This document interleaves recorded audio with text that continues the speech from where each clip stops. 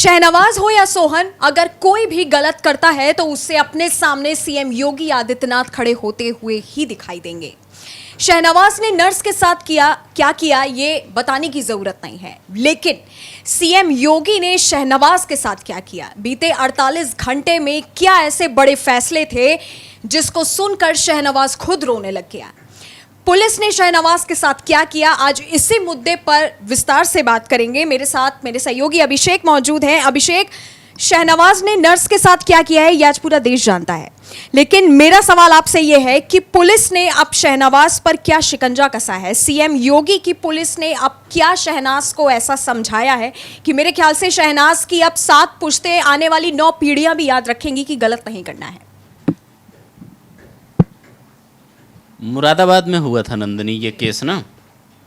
शहनवाज अपनी ही नर्स के साथ, जिसको वो नौकरी पर रखता है, उसके साथ गलत करता है, लेकिन उसको ये उम्मीद नहीं थी कि 48 घंटे के अंदर उसके घर बुलडोज़र नहीं पहुंचेगा, उसके बावजूद ऐसा एक्शन होगा कि उसकी 7 पीढ़ियां क्या, पूरा ख़ानदान जो है अभी हिला हुआ है। और शहनवाज खुद मुरादाबाद की जेल में बैठकर रो रहा है कि हमने ये क्या किया है। उसको ये पता चल गया है कि शायद किसी दूसरे राज्य में होता तो बच जाता, लेकिन यूपी में है तो उसके साथ जो एक्शन हुए हैं ना, वो पहली बार मुझे लगता है यूपी में ऐसा हुआ है कि शहनवाज ने गलती की और उसके पिता के मदरसे सील कर दिए गए।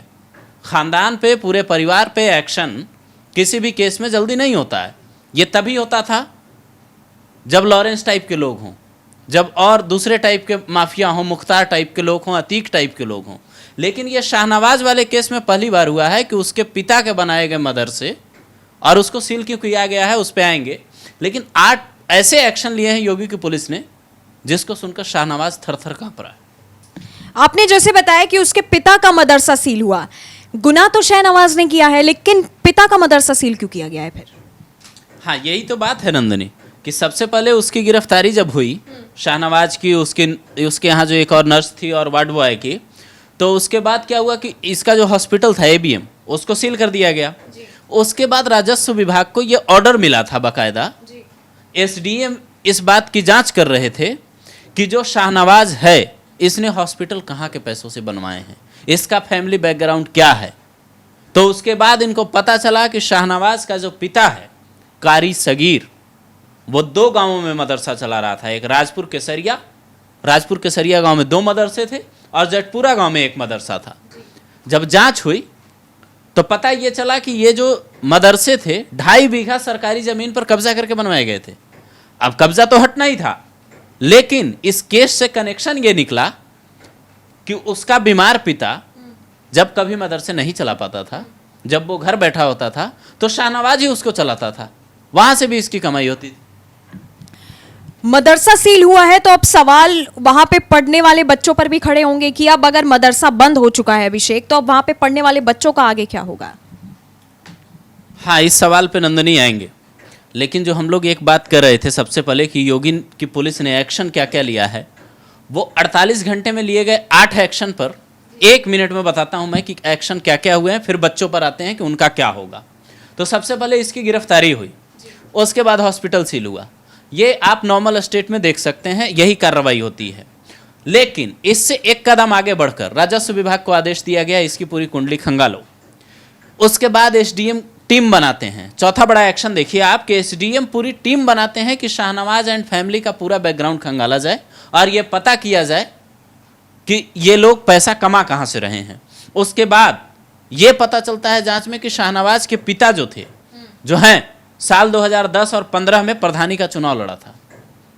संपत्ति काफ़ी थी गांव में, ये संपत्ति कहाँ से आई ये पुलिस वाले भी नहीं समझ पा रहे हैं। और उसके बाद जब मदरसे सील हुए तो पुलिस के लिए ये भी चुनौती था कि इसमें विदेशी फंडिंग तो नहीं आ रही है। यूपी के कई मदरसे ऐसे हैं जिसमें विदेशी फंडिंग की बात हुई थी और वो मदरसे सील हो गए। और इसके अलावा जो शहनवाज का कनेक्शन बता रहे थे अभी कि वो भी मदरसे चलाता था, वहाँ पूरा हॉस्टल चल रहा था। एक तरह से 100 लड़कियां रहती थी, लड़के लड़कियां 100 करीब थे, जिनको घर भेज दिया गया मदरसा सील होने के बाद। अब उनके सामने संकट ये है कि उनकी पढ़ाई कैसे होगी। बहुत से लोग पूछ रहे हैं नंदनी ये सवाल। वहाँ भी लोगों का ये कहना है, कई लोग कह रहे हैं कि ऐसे सील नहीं करना चाहिए था। लेकिन यूपी में ये पॉलिसी अभी है और कई राज्यों में आ चुकी है पॉलिसी, योगी आदित्यनाथ की पॉलिसी के बाद, कि जो भी अवैध मदरसों में पढ़ने वाले बच्चे होंगे उनको कहीं और शिफ्ट किया जाएगा सरकारी स्कूल में, और सरकार उस बारे में सोचेगी। वहाँ के जो स्थानीय अधिकारी होंगे, चाहे वो खंड शिक्षा अधिकारी होंगे, चाहे वो स्कूल के टीचर हैं, चाहे वो जिला शिक्षा अधिकारी हैं, वो देखेंगे कि उन बच्चों को एडमिशन कहाँ दिलवाना। जिस तरह से आपने ये पूरे 8 एक्शन की बात करी, मेरा सवाल यह है कि अल्पसंख्यक विभाग के अधिकारी भी पुलिस के रडार पर हैं। पुलिस ने इन अधिकारियों पर शिकंजा क्यों कसा हुआ है? ये भी मदरसे से ही जुड़ा है। क्या किया है इन लोगों ने, जब मदरसा इन्होंने खोला तो मदरसे की जो ज़मीन मैं बता रहा था कि सरकारी कब्जे की है, उस सरकारी कब्जे की ज़मीन पर मदरसा बनाने के बाद भी इन्होंने मान्यता ले ली सरकार से। अब मान्यता देता कौन है? अल्पसंख्यक विभाग। तो उस विभाग के अधिकारियों से क्या इनकी कोई साठगांठ थी? क्या इन्होंने रिश्वत देकर मान्यता हासिल की थी? और अवैध मदरसों को मान्यता मिल कैसे गई? क्या इसका मतलब वो है, क्या कनेक्शन है? अब जो यूपी पुलिस की टीम है जो जांच कर रही थी, जो शाहनवाज को गिरफ्तार करने के बाद सोच रही थी केस खत्म हो गया, अब उसको भी ये समझ नहीं आ रहा है कि विदेशी फंडिंग वाला केस और ये अल्पसंख्यक विभाग के कौन से अधिकारी हैं जो उससे मिले हुए थे। अब मान्यता मिलने का मतलब पता है नंदिनी क्या है? मान्यता मिलने का मतलब है कि सरकारी पैसे भी उसको जा रहे थे, तो सरकारी फंडिंग भी कैसे उसको मिल रही थी अगर वो सरकारी जमीन पे कब्जा करके चला रहा था?